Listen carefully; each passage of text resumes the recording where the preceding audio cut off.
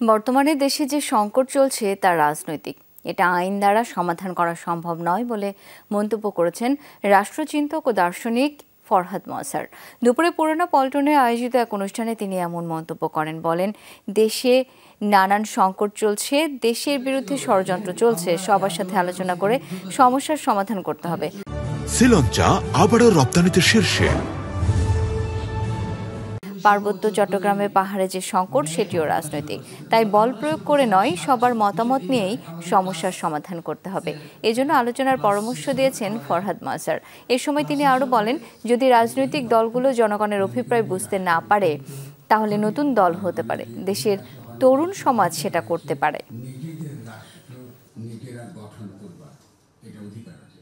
যে কোনো রাজনৈতিক জনগোষ্ঠীর অধিকার রয়েছে নিজেদের রাষ্ট্র নিজেরা গঠন করবার, এটা অধিকার আছে তার।